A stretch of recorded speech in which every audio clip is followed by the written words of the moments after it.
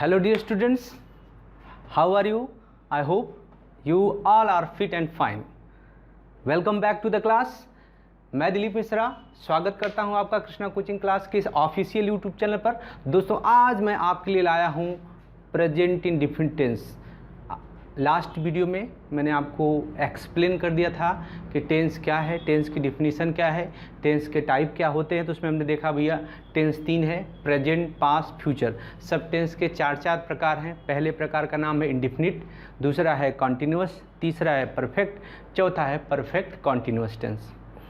अब प्रेजेंट के चारों भेद जानना है तो इन चारों के पहले प्रेजेंट का नाम हमको ऐड करना है। Present indefinite, present continuous, present perfect and present perfect continuous. Past के चारों भेद जाना है, past indefinite, past continuous, past perfect and past perfect continuous. Future के चारों भेद जाना है तो हमको इसमें क्या ऐड करना पड़ेगा? इन चारों के पहले future, future indefinite, future continuous, future perfect and future perfect continuous. So बच्चों हमने सीख लिया कि टोटल टेंस हो गए कितने? 12, 12। सो प्रेजेंट इंडेफिनिट जो पहला टेंस है प्रेजेंट इंडेफिनिट, प्रेजेंट का पहला टेंस कौन सा है? Present indefinite. तो आज बच्चों हम सब बात करेंगे प्रेजेंट इंडेफिनिट टेंस के बारे में। You can see the board, आप बोर्ड पे देख सकते हैं। So look at the board. Present indefinite tense क्या लिखा है बच्चों? Present indefinite tense. प्रेजेंट का मतलब होता है वर्तमान, इंडेफिनिट का मतलब होता है अनिश्चित और टेंस का मतलब होता है काल। तो हिंदी नाम क्या हुआ? वर्तमान अनिश्चित काल। कौन सा? वर्तमान अनिश्चित काल। कई लोग इसको अनिश्चित वर्तमान काल के से भी कह के बुलाते हैं, तो इससे कोई फर्क नहीं पड़ता है बच्चों। तो इसका नाम वर्तमान तो हमको समझ में आ गया, जो चल रहा है, जो प्रेजेंट में बात हो रही है वर्तमान है। लेकिन ये अनिश्चित काल क्यों? इंडेफिनिट क्यों? इंडेफिनिट मतलब जो डिफिनिट ना हो, जो निश्चित ना हो, वो क्या है? अनिश्चित है। जो डिफिनिट ना है वो क्या है? इनडिफिनिट है। तो इसको अनिश्चित काल क्यों कहते हैं? यहाँ पर डिफिनीशन लिखी है, परिभाषा लिखी है। इस काल के वाक्यों से कार्य के पूर्ण होने या अपूर्ण रहने की बात निश्चित नहीं हो पाती है। इस काल के वाक्यों से कार्य के पूर्ण होने या अपूर्ण रहने की बात निश्चित नहीं हो पाती है, इसीलिए हम इसको कहते हैं अनिश्चित काल। इस काल के वाक्यों से काम पूरा हो चुका है या अधूरा है यह सुनिश्चित नहीं हो पाता है। फॉर एग्जाम्पल, अगर मैं कहूँ कि मैं खाना खाता हूँ, ओके फाइन, मैं खाना खाता हूँ, तो खाना प्लेट से ख़त्म हो गया है या अभी है या पूरा हो गया है, ये सुनिश्चित नहीं हो पाता है। तो इसीलिए इस काल के वाक्यों से काम पूरा हो गया है या अधूरा है। मैं दौड़ता हूँ, मैं लिखता हूँ, तो मेरा लिखने का काम कंप्लीट हो गया है या बाकी है, यह सुनिश्चित नहीं हो पा रहा है। मैं स्कूल जाता हूँ, तो मैं स्कूल पहुँच गया हूँ कि रास्ते में हूँ, यह सुनिश्चित नहीं हो पाता है। इसीलिए इस काल के वाक्यों को हम लोग क्या बोलते हैं? अनिश्चित काल। तो प्रेजेंट इंडेफिनिट टेंस का पूरा नाम है वर्तमान अनिश्चित काल। थ्योरी भी क्लियर, डिफिनीशन भी क्लियर, क्योंकि इस काल के वाक्यों से किसी काम के पूरे होने या अधूरे रहने की बात निश्चित नहीं हो पाती है, इसीलिए हम इसे क्या कहते हैं बच्चों? अनिश्चित काल। चले, कैसे हम पहचानेंगे? अगर हिंदी में कोई सेंटेंस लिखा है तो कैसे हमें पता चलेगा कि ये सेंटेंस, ये वाक्य प्रेजेंट इंडेफिनिट टेंस में लिखा है? इसकी आइडेंटिफिकेशन, पहचान यहाँ पर लिखी है कि इस काल के वाक्यों के अंत में ता है, ती है, ता हूँ, ते हैं इत्यादि शब्द आते हैं। इस काल के वाक्यों के अंत में क्या आता है बच्चों? ता है, ती है, ता हूँ, ते हैं इत्यादि में से कोई एक शब्द दिया रहेगा। जैसे मैं दौड़ता हूँ, क्या आया? ता हूँ। बच्चे खेलते हैं तो क्या आ रहा है? ते है आ रहा है। कुत्ता भौंकता है तो अंत में क्या आ रहा है? ता आ रहा है। चिड़िया उड़ती हैं तो क्या आ रहा है? अंत में ती आ रहे हैं। तो खेलता है, दौड़ता है, भागता है, कूदता है, उछलता है, रोता है, हंसता है, गाता है, कुछ भी करता है, अगर बच्चे अंत में क्या आ गया है? ता है, तो वो कौन सा टेंस होगा? प्रेजेंट इंडेफिनिट टेंस होगा। देखो, जैसे मैंने यहाँ उदाहरण भी लिखा है, रोहन एक पत्र लिखता है, तो बच्चे अंत में यहाँ पर क्या आ गया है? अंत में यहाँ पर क्या आ गया है? ता है। तो ता है क्या दर्शाता है कि ये सेंटेंस कौन से टेंस में है? प्रेजेंट इंडेफिनिट टेंस में है। कुत्ते भौंकते हैं, तो अंत में बच्चों क्या लिखा है यहाँ पर, ते हैं, इसलिए कौन सा टेंस हुआ, प्रेजेंट इंडेफिनिट टेंस का वाक्य है। शिल्पा खाना पकाती है, तो अंत में क्या आ गया है, ती है, इसलिए कौन सा टेंस है, प्रेजेंट इंडेफिनिट टेंस है। तो दोस्तों इस तरह से कोई भी सेंटेंस हिंदी में लिखा है, कहीं पर भी लिखा है और अंत में ये पहचान के वर्ड दिए रहेंगे, ता है, ती है, ता हूँ, ते हैं, तो हमको श्योरली पता लग जाएगा, डेफिनेटली वी विल नो कि ये कौन सा टेंस है, प्रेजेंट इंडेफिनिट टेंस है। तो आई होप कि आपको पहचान समझ में आ गई होगी। लेकिन बाय द वे, अब जो भी पेपर 9th और 10th स्टैंडर्ड का आता है, भले आप हिंदी मीडियम में पढ़ते हो, इंग्लिश मीडियम में पढ़ते हो, तो नो डाउट सारा पेपर इंग्लिश में रहता है, लेकिन हिंदी मीडियम में भी अगर आप पढ़ते हो और 9th 10th 11th 12th standard में हो, तो आपका पेपर इंग्लिश में ही आता है। There will be no word, वहाँ पर हिंदी का कोई शब्द नहीं रहता है, पूरा पेपर, क्वेश्चन पेपर किस में लिखा रहता है, इंग्लिश में लिखा रहता है।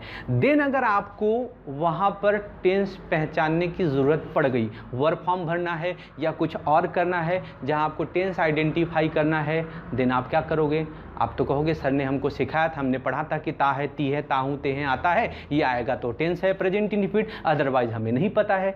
दोस्तों ऐसा नहीं करना है। आपके लिए एक खास बात, एक रिलेटेड वर्ड, एक अंग्रेजी की पहचान, you can see here related word. Relate का मतलब होता है संबंध, यानी संबंधित शब्द, निशानी के शब्द, पहचान के शब्द। ये कुछ वर्ड्स हैं, अगर किसी भी सेंटेंस में, अंग्रेजी में सेंटेंस लिखा है और किसी भी सेंटेंस में वर्ड्स आए हैं, तो भी आप समझ जाएंगे ये कौन से टेंस में लिखा है, प्रेजेंट इंडेफिनिट टेंस में लिखा है। अगर किसी भी सेंटेंस के अंदर क्या आता है, डेली, डेली का मतलब क्या होता है, रोज रोज। एवरीडे, एवरीडे का मतलब भी क्या होता है, प्रत्येक दिन। जैसे I go to school daily, मैं रोज स्कूल जाता हूँ। I go to school daily, I go to temple daily, Ram goes to school daily. तो किसी भी सेंटेंस में अगर डेली आया है तो आप समझ जाओगे वो कौन से टेंस का वाक्य है, प्रेजेंट इंडेफिनिट टेंस का है। Everyday, I get up early in the morning everyday, हर दिन मैं सुबह जल्दी उठता हूँ। ऑलवेज, ऑलवेज का मतलब हमेशा। I always respect my elders, I always respect my teachers, I always go to school on time. तो कोई भी सेंटेंस में अगर ऑलवेज आया है तो भी आपको पता चल जाए वो कौन से टेंस में है, प्रेजेंट इंडेफिनिट टेंस में। नेवर, नेवर का मतलब कभी नहीं। आई नेवर ईट एग, मैं कभी अंडे नहीं खाता हूँ। I never tell lie, he never tells lie, वो कभी झूठ नहीं बोलता है। तो नेवर वर्ड आ गया तो भी आपको पता चल जाएगा कौन से टेंस का वाक्य है, प्रेजेंट इंडेफिनिट टेंस का वाक्य होता है। अब अगर सेंटेंस में आता है समटाइम्स और यूजुअली, समटाइम्स का मतलब होता है कभी कभी, समटाइम्स का क्या मतलब होता है, कभी कभी, और यूजुअली का मतलब होता है प्रायः या अक्सर। एक एग्जांपल में दोनों सेंटेंस सेट करता हूं मैं कि my father usually read times of India, my father usually reads times of India, sometimes he use Dainik Jagran to. मेरे पिताजी अक्सर टाइम्स ऑफ इंडिया पढ़ते हैं, लेकिन कभी कभी वो दैनिक जागरण भी पढ़ लेते हैं। या my grandfather usually takes tea, sometimes he take coffee too. मेरे दादाजी अक्सर चाय पीते हैं, कभी कभी कॉफ़ी भी पी लेते हैं। ऑफन, ऑफन का मतलब भी होता है प्रायः या अक्सर। I often go to this market, अक्सर मैं इस बाजार में आता रहता हूँ। I often comes to meet my friend, मेरे दोस्त से मिलने आता हूँ। या my friend often comes to meet me, अक्सर मेरा दोस्त मुझसे मिलने आता है। I often visit this museum, अक्सर मैं इस म्यूजियम की मुलाकात लेता हूँ। नाउ अगला वर्ड है रेगुलरली। रेगुलरली का मतलब होता है नियमित रूप से। आई do my homework regularly, Rohan does his homework regularly. तो रेगुलरली भी क्या शो करता है बच्चों कि ये सेंटेंस कौन से टेंस में है, प्रेजेंट इंडेफिनिट टेंस में है। उसके बाद अगला वर्ड है जनरली। जनरली का मतलब क्या होता है, सामान्य रूप से। हम लोग बात कर रहे थे जनरली, जनरली का मतलब होता है सामान्य रूप से। Generally I prefer vegetable food, सामान्य रूप से मैं वेजिटेरियन या वेजिटेबल फूड पसंद करता हूँ, वेजिटेरियन फूड पसंद करता हूँ। Generally people like, generally Indian people like vegetarian, या generally Indian people are vegetarian. So सामान्य रूप से। यूनिवर्सल ट्रूथ, यहाँ पर एक वर्ड है बच्चे ध्यान देना, यूनिवर्सल ट्रूथ, सदा सत्य रहने वाली बात, सार्वभौमिक सत्य, universal truth, scientific truth, mathematical truth and geographical truth. देखो सदा सत्य रहने वाली बात, जैसे earth moves round the sun, पृथ्वी सूर्य का चक्कर लगाती है। The sun rises and sets, the sun rises in the east and sets in the west, सूर्य पूरब में उगता है और पश्चिम में डूबता है। तो बच्चा ये हमेशा सच रहने वाली बात है। ऐसा तो है नहीं कि पहले पूरब में उगता था पश्चिम में डूबता था तो आज चेंज हो जाएगा। ये हमेशा सदा सत्य रहने वाली बात है। अर्थ मूव कर रही है अराउंड द सन तो वो वैसा ही रहेगा।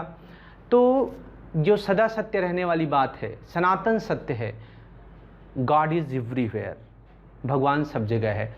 ऐसे कोई भी सत्य, water freezes at 0 degree centigrade temperature, पानी 0 डिग्री सेंटीग्रेड तापमान पर बर्फ में बदल जाता है, ये वैज्ञानिक सत्य है। 2 and 2 makes 4, 2 और 2 कितना होता है 4, मैथमेटिकल ट्रूथ है। तो बच्चों ऐसा जो सदा सत्य रहने वाली बात है, सदा सच रहने वाली बात है, वो हमेशा किस में होती है, प्रेजेंट इंडेफिनिट टेंस में ही लिखी जाती है, क्योंकि टेंस बदलने से उस बात का अर्थ का अनर्थ हो जाता है। और प्रोवर्ब्स, कहावतें, जो कहावतें हैं हमेशा से सत्य रहने वाली कहावतें हैं। माइट इज़ राइट, जिसकी लाठी उसकी भैंस, या तमाम ऐसी कोई कहावतें जो सदा सत्य रहती हैं। गॉड इज़ एवरीवेयर, ईश्वर सब जगह है। धार्मिक सत्य है, रिलीजियस सत्य हो, तो वो सारी चीज़ें किस में रहती है, प्रेजेंट इंडेफिनिट में लिखी जाती है। Habitual action or routine work, हर दिन हम काम करते हैं। I get up 7 o'clock, I go to school 7:30, I take my breakfast 7 o'clock। तो ये सारी बातें, I do my brush at 6:30। तो दैनिक रूटीन का हैबिचुअल एक्शन, जो रोज़ हमारी आदत है, रोज़मर्रा की क्रियाएं हैं, वो भी हमेशा किस में लिखी जाती हैं, प्रेजेंट इंडेफिनिट टेंस में। तो दोस्तों आई होप कि आपको हिंदी का जो पहचान वाला वर्ड है ताते तिये समझ में आ गया और रिलेटेड वर्ड भी समझ में आ गए। हिंदी में सेंटेंस लिखा रहेगा तो भी आप आइडेंटिफाई कर पाओगे ये सेंटेंस कौन सा है, और इंग्लिश में भी सेंटेंस लिखा हो तो यू कैन श्योरली आइडेंटिफाई कि वो सेंटेंस कौन से टेंस में लिखा है। Sure? Okay, let's move ahead, थोड़ा आगे बढ़ते हैं। अब बच्चों, अब ये टेंस के रूल्स क्या हैं, अगर हमें ट्रांसलेशन बनाना है, ट्रांसलेट करना है, हिंदी में सेंटेंस लिखा है उसे हमें अंग्रेजी में कन्वर्ट करना है, अंग्रेजी का हिंदी में करना है, तो इसके क्या रूल्स हैं, क्या रूल्स हैं, नियम रेगुलेशन क्या है, उसके बारे में बात करते हैं।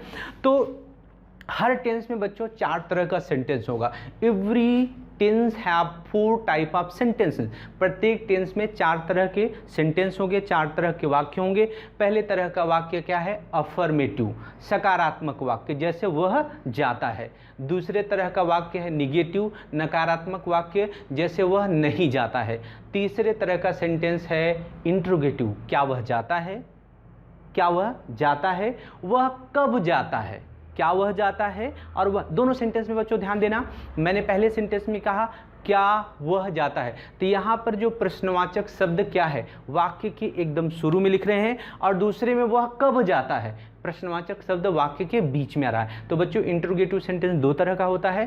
पहला तरीका कि जब प्रश्नवाचक शब्द वाक्य के एकदम शुरू में आए, और दूसरा तरीका कि जब प्रश्नवाचक शब्द वाक्य के बीच में आए। और चौथे तरह का सेंटेंस है इंट्रोगेटिव निगेटिव सेंटेंस, क्या वह नहीं जाता है, वह क्यों नहीं जाता है, क्या वह नहीं जाता है, वह क्यों नहीं जाता है। तो दोनों में हमने देखा कि क्या शुरू में आ रहा है और क्यों कहाँ पे आ रहा है, बीच में आ रहा है, और दोनों में क्या आ रहा है, नहीं आ रहा है। सवाल वाला शब्द भी है, क्या क्यों कौन कब कहाँ कैसे, और साथ में क्या है, नहीं भी है। तो वो कौन सा हो गया सेंटेंस बच्चों, इंट्रोगेटिव निगेटिव प्रश्नवाचक नकारात्मक वाक्य। तो वी आर क्लियर कि सेंटेंस कितने तरह के होंगे, हर टेंस में 4 तरह के, अफर्मेटिव, निगेटिव, इंट्रोगेटिव और इंट्रोगेटिव निगेटिव। तो यहाँ बच्चों सबसे पहले अफर्मेटिव सेंटेंस, सकारात्मक वाक्य, विधान वाक्य जो है उसका रूल्स पढ़ लेते हैं। बड़ा आसान सा रूल है। पहला रूल है ही सी इट तथा एक वचन कर्ता के साथ, ही सी इट तथा एक वचन कर्ता के साथ वर्ब की फर्स्ट फॉर्म में यस या ईएस जोड़ देते हैं। ही मतलब वह, लड़के के लिए, एक वचन के लिए इस्तेमाल होता है, पुरुष के लिए। सी मतलब वह, लेडीज फीमेल पर्सन के लिए, एक वचन के लिए इट माने यह निर्जीव वस्तुओं और प्राणियों के लिए इस्तेमाल होता है। तो ही सी इट तथा एक वचन करता बच्चों कोई भी व्यक्ति वस्तु संख्या में गिनती में एक है तो वो क्या है बच्चों, एक वचन है। ठीक है, तो एक वचनकर्ता के साथ वर्ब की फर्स्ट फॉर्म में यस या ईएस क्या करते हैं, जोड़ देते हैं, तथा आई वी यू दे तथा बहुवचनकर्ता के साथ वर्ब की फर्स्ट फॉर्म में यस या ईएस नहीं जोड़ते हैं। रूल्स पे ध्यान देना बच्चों, एक वचन के साथ वर्ब की फर्स्ट फॉर्म में यस या ईएस ऐड कर देंगे और बहुवचनकर्ता के साथ वर्ब की फर्स्ट फॉर्म में यस या ईएस नहीं जोड़ेंगे। आई मीन्स मैं, वी मीन्स हम, यू मीन्स तू, दे मीन्स वे, ये सब प्रोनाउन है। इनके साथ बहुवचन प्रोनाउन होगा तो उसके साथ वर्ब की फर्स्ट फॉर्म में केवल वर्ब की फर्स्ट फॉर्म लिखी जाती है, यस या यस नहीं जोड़ते हैं। तो बच्चों फर्स्ट फॉर्म होगी तो उसमें यस या यस जोड़ देंगे और अगर बहुवचन होगा एक वचन के साथ यस यस आएगा और बहुवचन के साथ वर्ब की फर्स्ट फॉर्म में यस यस नहीं आएगा। एक बचपन का मुझे जोक से याद आ गया कि गुरुजी ने बच्चे से पूछा कि बेटा बताओ पैजामा समझते हैं, पतलून, पैजामा कितने वचन हैं? तो बच्चे ने बड़ी मासूमियत से जवाब दिया कि ऊपर से गुरुजी पैजामा एक वचन है और नीचे से बहुवचन है। तो आप ऐसा ना समझें, एक वचन बहुवचन का अंतर आपको आता है। कोई भी व्यक्ति वस्तु संख्या में गिनती में एक है तो एक वचन है, दो अथवा दो से अधिक है तो क्या है, बहुवचन है। एक और फंडा समझ ले, कौन सी वर्ब के अंत में हमको ईएस जोड़ना पड़ेगा और कौन सी वर्ब के अंत में यस जोड़ना पड़ेगा। तो मैं क्लियरफाई कर दूं आपको कि अगर किसी वर्ब के अंत में आया हो गो, यानी ओ आया हो, एक्स आया हो, डबल एक्स हो, एक्स एच हो, सी एच हो, सी डबल एच हो, डबल एस हो, एस एच हो तो और जेड हो, तो उसके अंत में हम क्या जोड़ते हैं, ईएस। बाकी सब के साथ हमको क्या जोड़ना है, एस। क्लियर? ओके, जैसे देखो गो में बच्चे क्या है, यस है, तो गो का जब हमें एक वचन बनाना है तो गो में हमको क्या जोड़ देना पड़ेगा, यस जोड़ देना पड़ेगा। गो का एक वचन क्या हो जाएगा, गोस। ज़्यादातर सारी क्रियाएं जो हम पढ़ते हैं फर्स्ट फॉर्म में होती हैं वो बहुवचन में ही लिखी होती हैं। एक वचन बताने के लिए हमको उसमें यस या यस क्या करना पड़ता है, ऐड करना पड़ता है ना। तो रूल्स क्लियर है कि ही सीट एक वचनकर्ता के साथ वर्ब की फर्स्ट फॉर्म में यस या यस जोड़ेंगे। आई वी यू दे बहुवचनकर्ता के साथ वर्ब की केवल फर्स्ट फॉर्म आएगी, उसमें हमको यस या यस ऐड नहीं करना है। इसके लिए फार्मूला भी अफर्मेटिव सेंटेंस का देख देते हैं। सबसे पहले शुरू में आएगा सब्जेक्ट। सब्जेक्ट कौन, जो व्यक्ति काम को कर रहा होता है, करने वाला होता है, उसको हम सब्जेक्ट या कर्ता कहते हैं। एक उदाहरण देख लेते हैं। लिखा है रोहन एक पत्र लिखता है, तो बच्चे इसमें रोहन क्या है, सब्जेक्ट है। रोहन क्या है, सब्जेक्ट है। तो फार्मूले में सबसे पहले यहां पर देखेंगे, फार्मूले में पहले क्या है, सब्जेक्ट। तो सब्जेक्ट कौन है बच्चे, सब्जेक्ट है रोहन, तो हमने लिख दिया रोहन।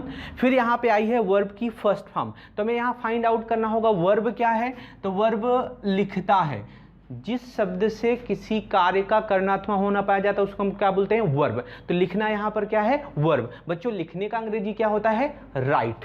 लिखने का अंग्रेजी क्या होता है, right, WRITE, right, WRITE, right. Rohan rights. अब हमको ये देखना होगा कि रोहन एक लड़के का नाम है या दो लड़के का नाम है।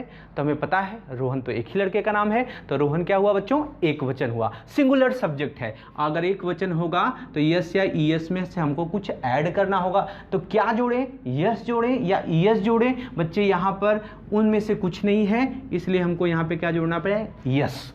तो रोहन राइट्स, रोहन लिखता है। फिर क्या है बच्चे, ऑब्जेक्ट। ऑब्जेक्ट मतलब कर्म, क्या करता है, एक पत्र लिखता है, ए लेटर।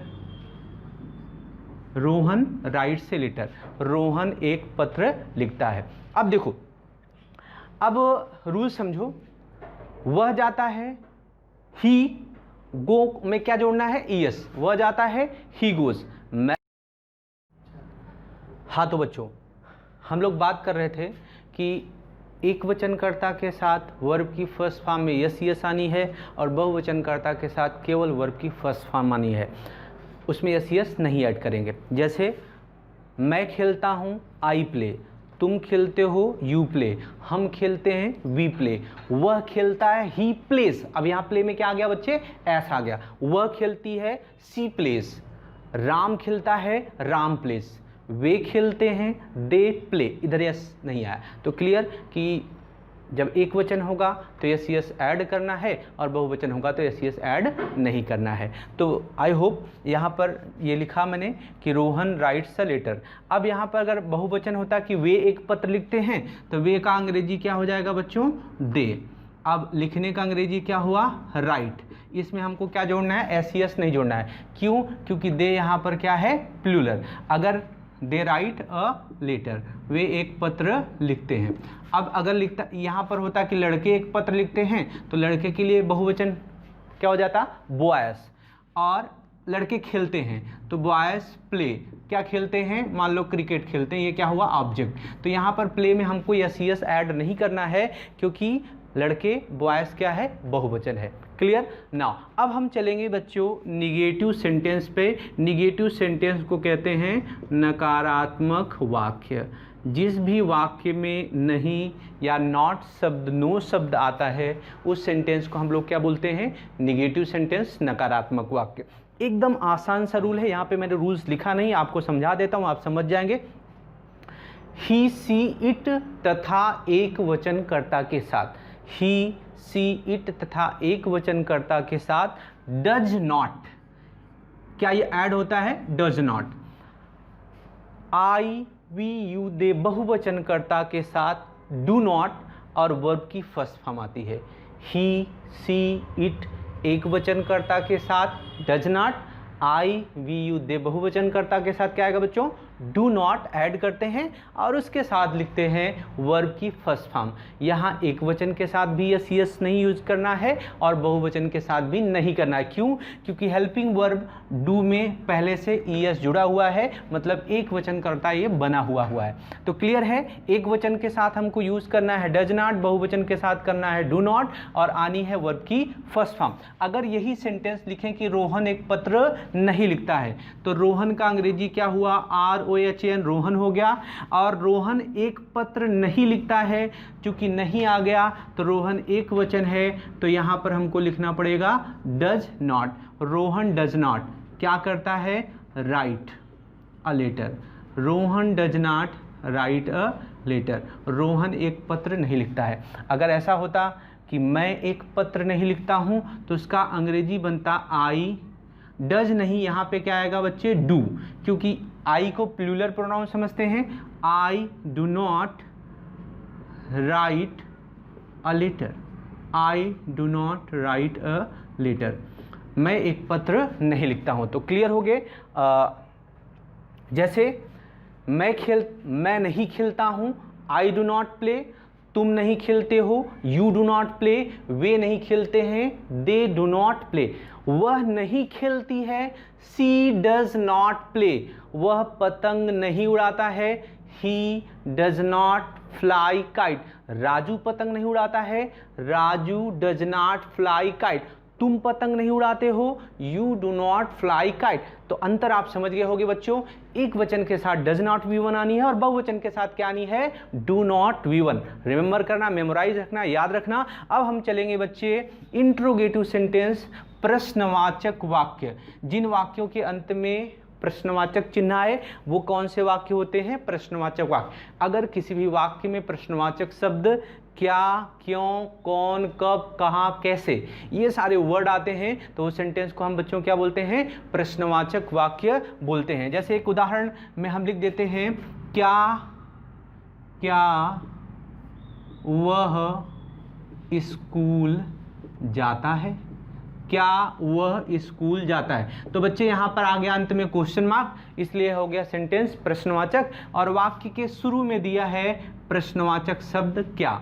तो बच्चों प्रश्नवाचक शब्द मैंने आपको अर्लियर ही बताया कि दो तरीके के होते हैं। पहला तरीका कि प्रश्नवाचक शब्द वाक्य के एकदम शुरू में हो, जैसे क्या वह स्कूल जाता है, तो क्या है यहाँ पर बच्चों कहाँ पे आया है? एकदम शुरू में आएगा। तो बच्चों जब प्रश्नवाचक शब्द वाक्य के शुरू में आता है तो उस प्रश्नवाचक शब्द की अंग्रेजी हम हेल्पिंग वर्ब डज या डू की मदद से बनाते हैं। तो कौन सा आएगा, डज आएगा, डू आएगा।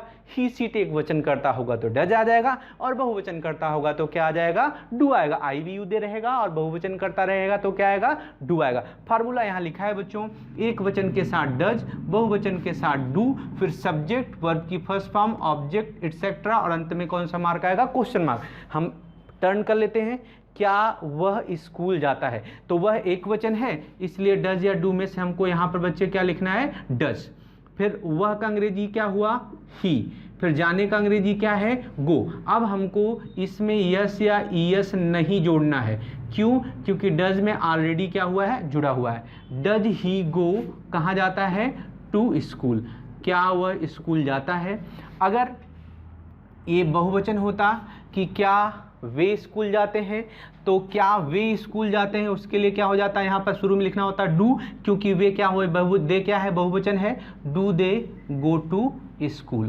तो आपको समझ में आ गया होगा कि एक वचन होगा तो डज, बहुवचन होगा तो डू। क्या मैं खेलता हूँ, डू आई प्ले, क्या तुम खेलते हो, डू यू प्ले, क्या वे खेलते हैं, डू दे प्ले, क्या वह खेलती है, डज सी प्ले, क्या वह खेलता है, डज ही प्ले, क्या वह लिखता है, डज ही राइट, क्या राम लिखता है, डज राम राइट, क्या वे लिखते हैं, डू दे राइट। क्लियर, एक वचन के साथ डज और बहुवचन के साथ क्या आना है, डू। तो ये तरीका हुआ। इस तरीके को जब प्रश्नवाचक शब्द वाक्य के शुरू में आए तो बच्चों उसको बोलते हैं क्यू फॉर्म। क्यू फॉर्म मतलब क्वेश्चन फॉर्म, इसको क्या बोलते हैं, क्वेश्चन फॉर्म। और दूसरा तरीका है प्रश्नवाचक शब्द WH इंट्रोगेटिव, यानी जब प्रश्नवाचक शब्द वाक्य के बीच में हो। कहाँ पर हो, वाक्य के बीच में हो। जैसे एक छोटा उदाहरण लिख दूं, वह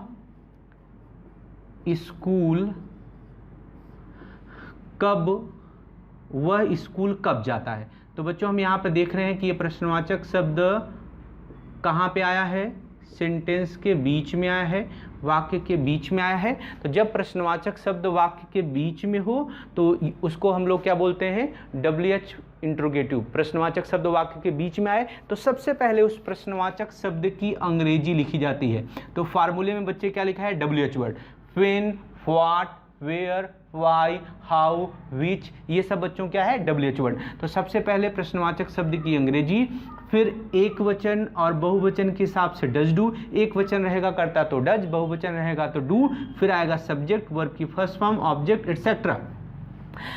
वह स्कूल कब जाता है, तो सबसे पहले प्रश्नवाचक शब्द वाक्य के बीच में आया, इसकी अंग्रेजी लिखेंगे। कब की अंग्रेजी बच्चों क्या होती है, व्हेन।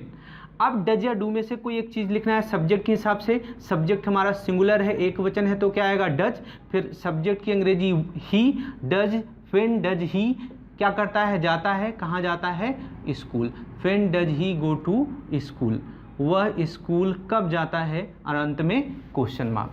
तो ये बन गया WH इंट्रोगेटिव है कि वह स्कूल कब जाता है, when does he go to school. तुम कब स्कूल जाते हो, when do you go to school. मैं कब स्कूल जाता हूँ, when do I go to school. वे कब स्कूल जाते हैं, when do they go to school. क्या वे खेलते हैं, अब ये तो हो गया पहला तरीका, डू दे प्ले। मैं या वह कब खेलता है, व्हेन डज ही प्ले। तो अब जो चौथे तरह का सेंटेंस है वो है इंट्रोगेटिव निगेटिव, प्रश्नवाचक नकारात्मक वाक्य, यानी वाक्य में प्रश्नवाचक शब्द क्या, क्यों, कौन, कब, कहाँ, कैसे भी रहे और साथ में क्या रहे, नहीं भी रहे। तो जैसे यहाँ पर एक उदाहरण लिखूं कि क्या राजू पानी पूरी नहीं बेचता है। क्या राजू पानी पूरी नहीं बेचता है। अब यहाँ पर आप देखो कि क्वेश्चन मार्क, यानी यहाँ पर प्रश्नवाचक शब्द क्या भी आ गया और साथ में नहीं भी आ गया। तो ऐसे सेंटेंस को बच्चों हम क्या बोलते हैं, interrogative negative sentence. Formula interrogative की तरह है, क्वेश्चन फॉर्म की तरह है। सबसे पहले डज डू है सब्जेक्ट के हिसाब से, फिर सब्जेक्ट, नॉट, वर्ब की फर्स्ट फॉर्म, ऑब्जेक्ट। यहाँ सिर्फ नॉट ऐड कर देना है निगेटिव सेंटेंस की तरह, बाकी सारा फॉर्मूला ये क्वेश्चन फॉर्म की तरफ रहेगा। सबसे पहले राजू के लिए डज या डू में से हमको यहाँ पर बच्चों हमने देखा कि राजू क्या है, एक वचन है। क्या राजू पानी पूरी नहीं बेचता है, इंट्रोगेटिव निगेटिव सेंटेंस है। राजू एक वचन है तो एक वचन के लिए इस प्रश्नवाचक शब्द क्या की अंग्रेजी क्या लिखेंगे, डज। उसके बाद सब्जेक्ट क्या है, राजू, डज राजू। क्या करता है, बेचता है, बेचना क्या है, वर्ब है, लेकिन इस वर्ब से पहले हमको क्या ऐड करना है, निगेटिव सेंटेंस है इसलिए क्या ऐड करना है, नॉट। डज राजू नॉट, बेचने का अंग्रेजी क्या होता है, सेल। क्या नहीं बेचता है, पानी पूरी। डज राजू नॉट सेल पानी पूरी, क्या राजू पानी पूरी नहीं बेचता है। क्या तुम पानी पूरी नहीं बेचते हो, डू यू नॉट सेल पानी पूरी, क्या हम पानी पूरी नहीं बेचते हैं, डू वी नॉट सेल पानी पूरी, क्या वह पानी पूरी नहीं बेचता है, डज ही नॉट सेल पानी पूरी। तो दोस्तों आपको क्वेश्चन फॉर्म का इंट्रोगेटिव नेगेटिव सेंटेंस समझ में आ गया होगा। और last one is WH interrogative negative sentence, यानी जब प्रश्नवाचक शब्द वाक्य के बीच में हो, जैसे वह स्कूल कब जाता है, इस सेंटेंस को अगर मैं ऐसा कह दूं कि वह स्कूल क्यों नहीं जाता है, वह स्कूल क्यों नहीं जाता है, अगर इस सेंटेंस को मैं ऐसे लिख दूं, वह स्कूल क्यों नहीं जाता है, वह स्कूल क्यों नहीं जाता है। अब बच्चों यहाँ पर क्या देखो, प्रश्नवाचक शब्द वाक्य के बीच में आया और नहीं आया है, तो ये क्या हो गया, इंट्रोगेटिव निगेटिव। इस सेंटेंस का ट्रांसलेशन करना आसान है। सबसे पहले प्रश्नवाचक शब्द की अंग्रेजी लिखना होता है। प्रश्नवाचक शब्द क्या है, क्यों। क्यों का अंग्रेजी बच्चों पता है क्या होता है, व्हाई। व्हाई के बाद डज या डू में से कोई एक चीज लिखना है अकॉर्डिंग टू सब्जेक्ट। सब्जेक्ट हमारा वह एक वचन है तो क्या लिखना होगा, डज। व्हाई डज, सब्जेक्ट क्या है, ही। व्हाई डज ही, इसके तुरंत बाद ऐड करना है क्या, not. Why does he not, क्या करता है, जाता है। कहाँ जाता है, ऑब्जेक्ट क्या है, to school. Why does he not go to school, वह स्कूल क्यों नहीं जाता है। तुम क्यों नहीं पढ़ते हो, why do you not study, मैं क्यों नहीं पढ़ता हूँ, why do I not study. वे क्यों नहीं पढ़ते हैं, why do they not study. वह क्यों नहीं खेलता है, why does he not play, मैं क्यों नहीं खेलता हूँ, why do I not play. वे क्यों नहीं खेलते हैं, why do they not play. तो दोस्तों आई होप कि आपको ये प्रेजेंट इंडेफिनिट टेंस पूरी तरह से अच्छे से समझ में आ गया होगा। तो इसको आप अच्छे से सीखें। You can take screenshot too, आप स्क्रीनशॉट ले सकते हैं देखने के लिए, समझने के लिए। आपको 1 मिनट का टाइम है, 5 सेकंड में आप स्क्रीनशॉट ले लें इसका। और उसके बाद बच्चों आपने ये प्रेजेंट इंडेफिनिट अच्छे से सीखा। अगला टेंस हम लोग नेक्स्ट अगले वीडियो में आपके लिए लेके आ रहा हूँ। दोस्तों वीडियो को सब्सक्राइब करें, चैनल को सब्सक्राइब करें, शेयर करें, लाइक करें और बेल आइकन को जरूर हिट करें, जिससे नेक्स्ट वीडियो आपको फर्स्ट एंड फॉरमोस्ट मिले। Thank you for watching the video once again.